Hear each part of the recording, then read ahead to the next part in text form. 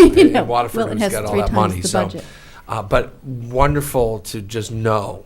Right. Where Yeah, we the are. perception's always been that we have too many staff So- members, or we Right. pay them too much. We don't. We are average, and we actually have more circulation and more open hours. We did, at least when we were open Sundays. That's going Yes. to decrease this year a little bit, but we're Thank not you. doing badly.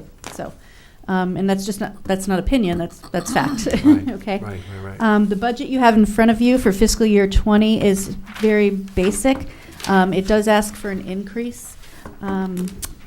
But it is what we would need to get our Sundays back and get our book budget starting to head in the right direction again, so that our collection doesn't deteriorate. What am I leaving out? Anything? Yeah, you. What I was going to say about this is, if you don't mind, I want to make copies to send out with board findings. Sure. They'll love this. Okay. Sure, absolutely. And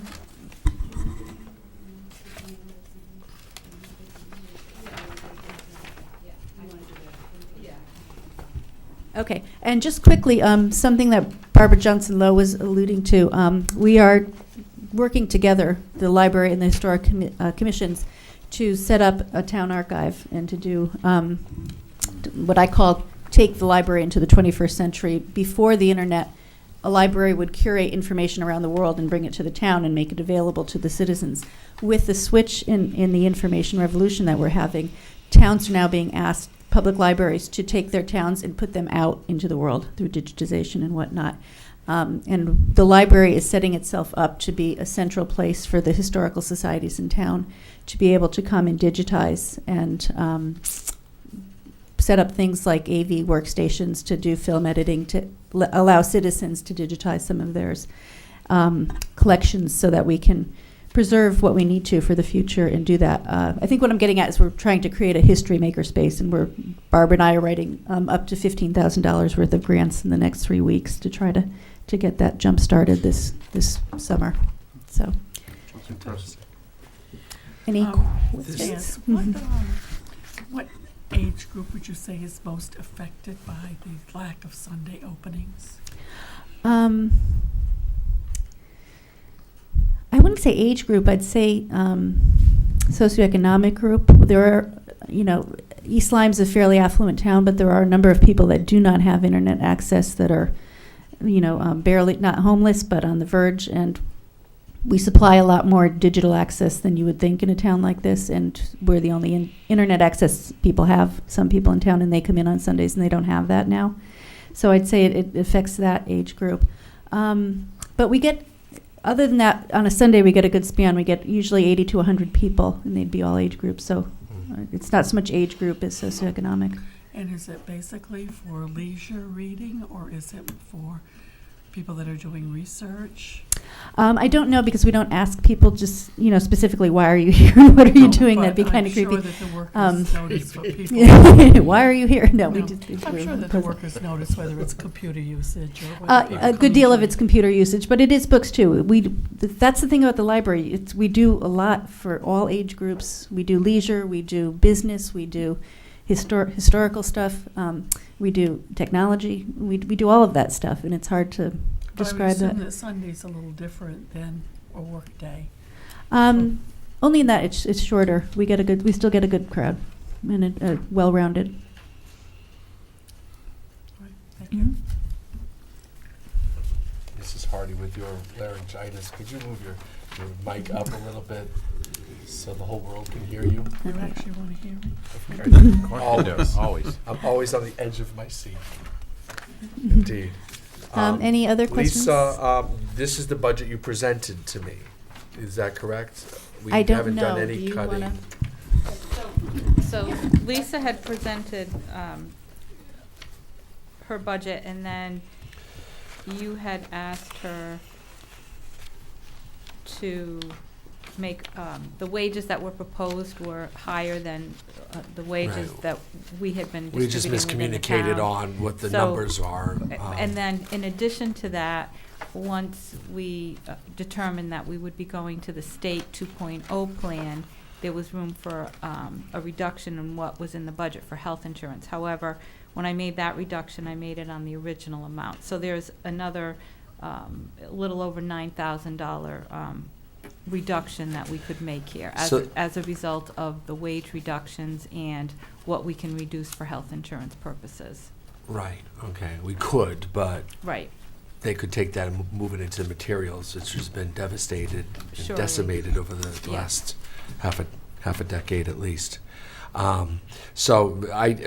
My point is, it's sometimes I'd have to come in and say, listen, all budget's going to be stuck at 2.5, and while we might end up there through the process, I am presenting the full budget to the Board of Selectmen and moving it forward and asking the Selectmen to support this budget as is. I think you have taken your fair share of lumps, if not even maybe some more. It's been an interesting year. Than the average. So I think you do need your materials budget restored to a number that we can move forward from, because it's been whittled down, and some other things. And you are trying to progress into the 21st century, as you said. Of course, you're 19 years late, but we've not been at going all. all along. Not Don't at worry all. about You've been it. evolving right straight through. Stay I'm just tuned. kidding. But we are a fifth through the 21st century. That's already. astonishing, isn't it? Amazing. Anyway, so I wanted to make that point, that your budget stands as is, and actually there is some room on the wages, but I'd like to just, hopefully we can just support it as is and move forward on that. Are there other questions or comments for Mrs. Timothy? I just would want to comment. I think it's very interesting what you're doing with the Historical Society with the trying to digitize some of the historical data, and I think that's really going to be a great thing for both the Yeah, Historical Society and for the citizens that want to look at that information and use it. Well, It's very thank you. encouraging that you're doing that and cooperating. Yeah, I think the library has an obligation at this point to step forward as the entity that coordinates. Makes a lot of sense, rather than That- having three entities coming up with their own data structures and Right. databases, and they're not compatible. You know. You're at the top of the pyramid and will coordinate it. That's really a big thing. And, Yeah, we have staff that can do and you digital have things. the- We have staff that can do virtual reality. If we depth get for through doing that. July, we can set up, we were Great thinking thing. of setting up a small virtual reality lab. Yeah. We have staff trained to do that.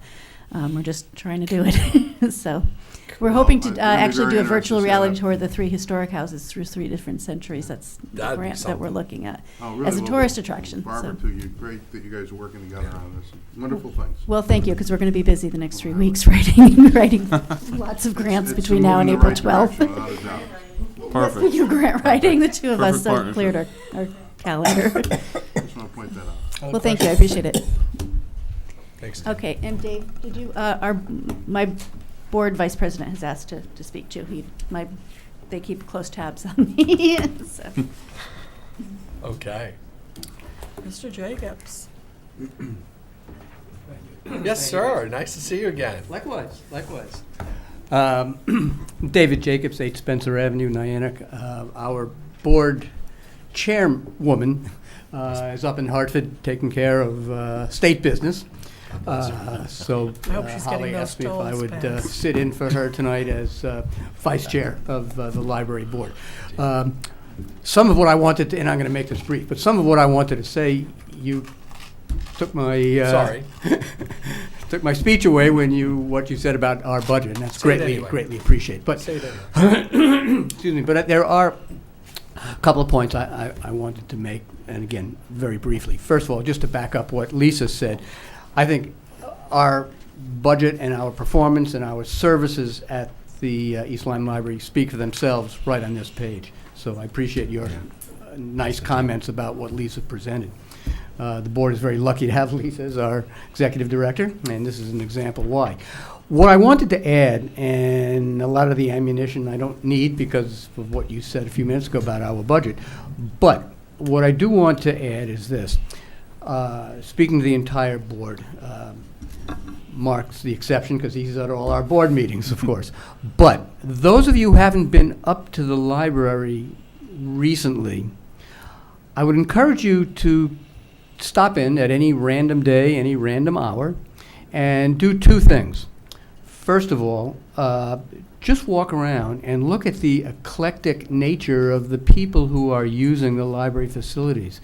They range from 3 and 4-year-olds who are in our children's library up to the most senior adults who are also using senior adults. That's a redundancy, I guess.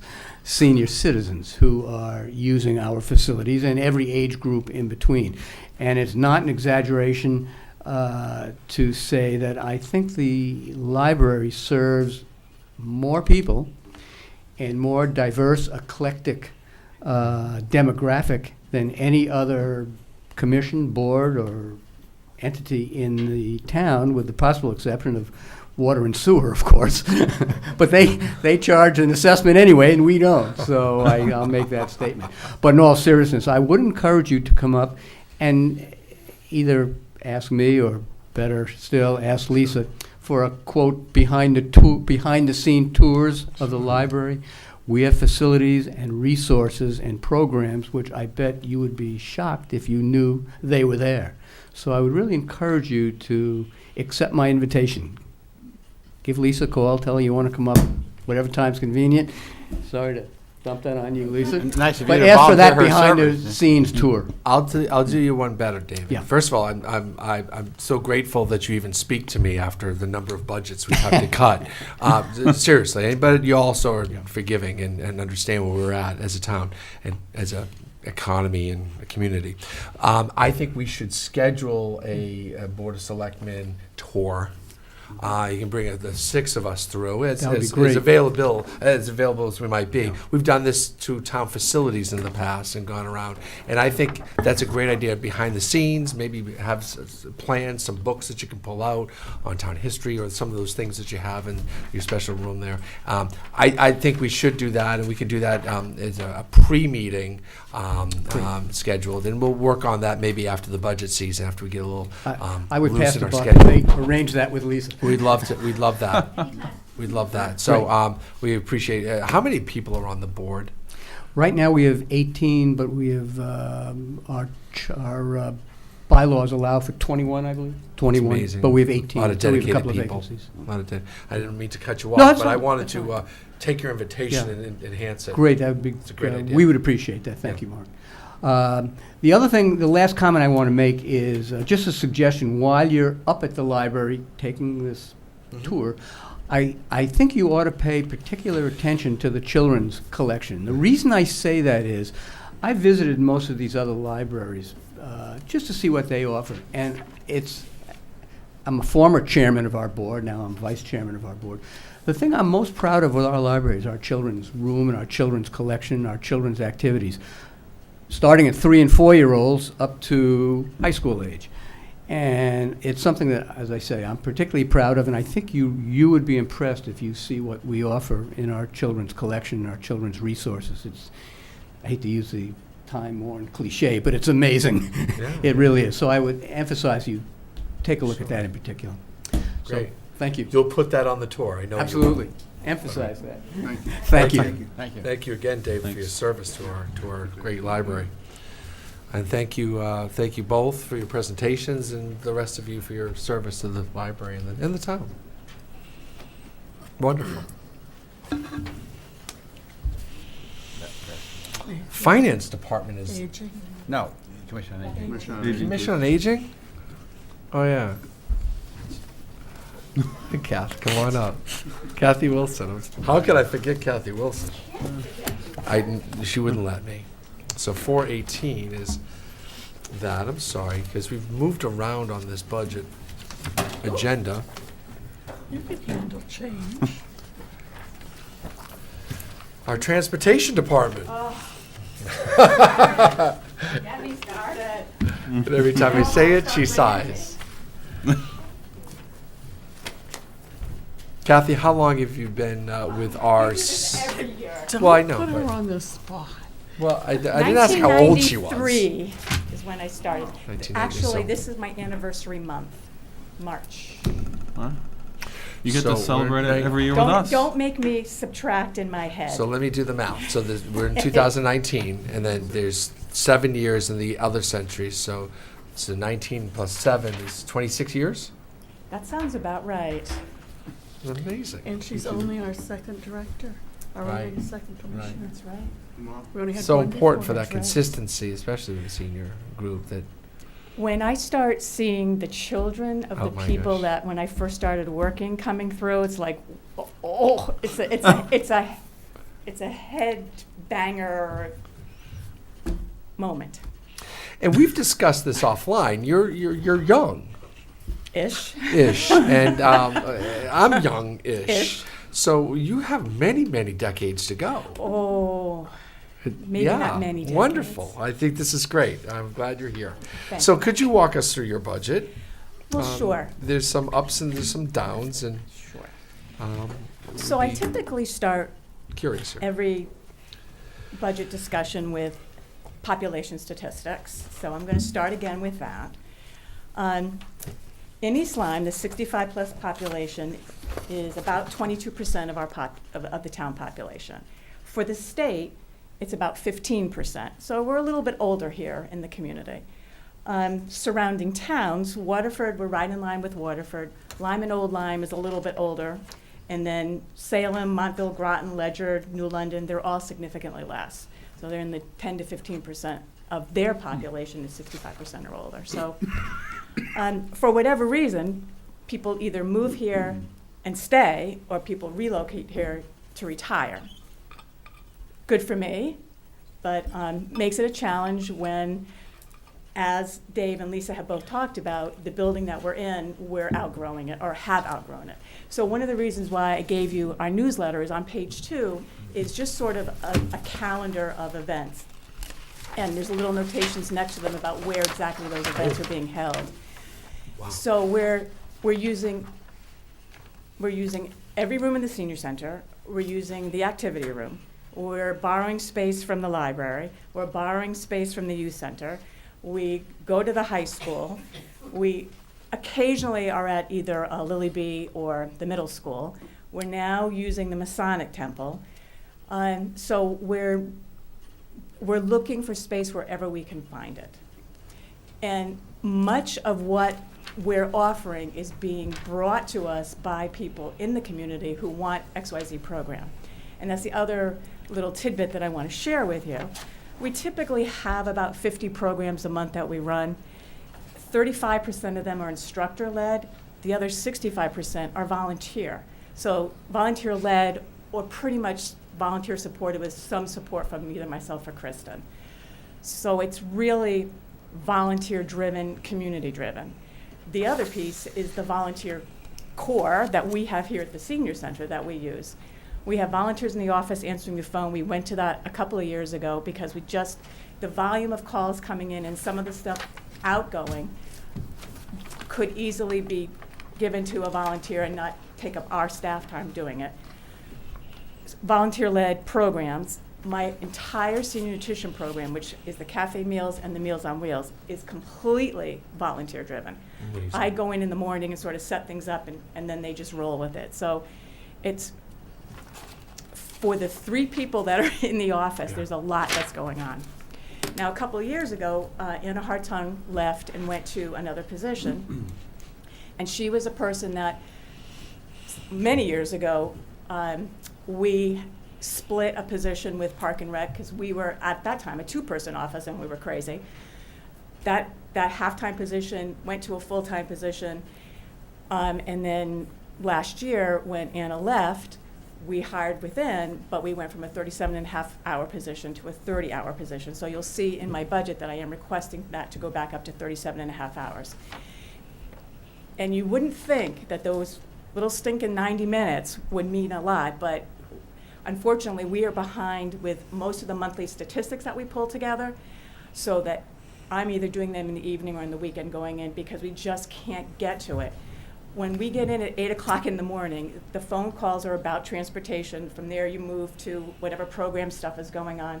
So it's usually about 2:33, 3:15, when it starts to quiet down enough where you can now pull yourself together, gather what the data we need to get. Money's another thing, trying to deal with money at 9 o'clock in the morning, you just can't do it. There's too much going on, there's too many people in, you don't want the money out, all that stuff. So that's one big reason why we're trying to get that 30-hour position back up to the 37.5 hour and really, the money that's associated with it will be back to 2 fiscal years ago, because Anna left and had been here, was a longtime employee, and we replaced her with somebody that was part-time, that went to full-time. So that savings, well, it's not really a savings, lower hourly, thank you, lower hourly rate. So that's why we're looking for those hours. Another thing that we're doing is the software, RecTrack software, which we shared with Park and Recreation for years. It made sense for us to do it. We have very similar database. You know, people buy Beach Pass. They're entered into the software system at Park and Rec. We can pull them up easily enough at the senior center. But it never was a senior center-driven software, so it didn't do transportation. So we were doing transportation by hand. We had a book in the middle of the office. I'd get a phone call. I'd get up, walk over into the office, write the request down. So right now, we're instituting Schedules Plus, which is a specific senior center software. It handles transportation, it handles programs, it handles room rentals, and it's $1,000 a year as compared to, I think it's like $13,000 that RecTrack costs between the total cost that we share between Youth Center, myself, and Park and Rec. So it's a significant savings. Not so much in my budget, because Dave was kind enough to help absorb most of that cost for the senior center, but my portion was about $2,500, and now it's down to $1,000. So one other thing that we're doing that we are instituting this month is Verizon Wireless has a software called OneTalk, and this will help with the office. So my drivers all have smartphones. Right now, they would go to somebody's house, beep the horn, they're not coming out. They would get on the radio, call us, hey, please call so-and-so. Okay, get on the phone, call them, all right, the bus is out there. Okay, pick up the two-way, hey, the person's coming out. Now with this OneTalk app, the driver can activate the app on their phone. They can make the call, but they won't be calling, well, they'll be calling from their own personal phone. Their personal phone number won't come up. It'll be a number that will say East Lyme Senior Center bus. So they can make the call, say, hey, I'm out here in front. Are you coming? What's going on? Blah, blah, blah. So that slows down the amount of calls coming in. And it was like a 3 or 4 transaction to say, the bus is out. Can you please go, please go out there. Yeah. Right. Yeah. So, and that's $25 a month, and we can have up to 5 lines on that. So we're instituting that now. It's sort of a trial thing right now. We paid for that out of the Powerhouse account just to see if this was going to work or not. And then it's in the July 1 budget. You presented that to us already, didn't you? Did we- that was did we through have the that Powerhouse. conversation? Yeah, We did. Right. I was Yeah. having this deja Yeah, vu no, thing going, yeah, didn't we yeah. talk about Yeah, this? we did. But no, We but did. It's good. you're saying it's working, you're just starting Well, it. we're just really starting. And now it's so- baked in your Yeah. budget a little bit, so Right. you're reminding us of why there Why might it's be an there. increase in phone costs here, especially in line 201. Is that the telephone? Yes, Yes. correct. Okay, so that's where we're finding that now. Right. Okay, thank you. So, and then there's a couple of other things. Let's see. Vehicle inspections happen like every year now, or Right, every so other year? thank you for, so vehicle inspections, we've always had that. So when we re-register our vehicles, you have to go to a specific certified garage for them to fill out the DMV paperwork to make sure your vehicle is safe. What we're now instituting is a lift inspection, so an annual lift inspection, which is really, that we hadn't been doing, it was really sort of not smart on our part. But we have what's called the manufacturer is a Braun, the manufacturer is Braun, and it's a Braun lift that is on all 3 of our vehicles. To have any work done on that or to have it inspected, you have to go to a Braun certified. So I can't just go to my town garage and have them look at it. So you have to go to a Braun certified garage, which is unfortunately down in East Haven, but we had a really good experience with them this year. So for $145 and some change, it really makes us feel very comfortable with the wheelchair, the person, and the lift going up and putting the person into the vehicle. So. Terrific. Are there questions for Mrs. Wilson? Yes. Yes, ma'am. On the use of the Masonic Temple, are we paying for the usage of that? Or is this a volunteer? Mr. Putnam is doing that out of his budget. What a guy. I know. Now, we're not using it a lot right now, so let me clarify that. We are not using it a lot, but But it's growing. Yes, yes. I anticipate it growing too, and they're aware of that. So it started with the theater group, Right. which does come under Dave's umbrella, and they're paying some, I think, out of previous ticket sales, and then Dave picks up the difference because there was a negotiated price there that the theater group couldn't cover on their own. But since Parks and Rec is paying for it, and not just the theater group, we're extending that over to other uses, and there's a lot of life in that building now, a lot of uses. It sounds like a good arrangement. Mhm. What percentage of your clientele require transportation? You know, probably 10%.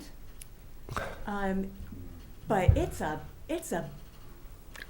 know. busy 10%. I mean, it's, yeah, you know, I've never really looked at that, Roseanne, truthfully. I know that I looked at my transportation. I have some statistics for that.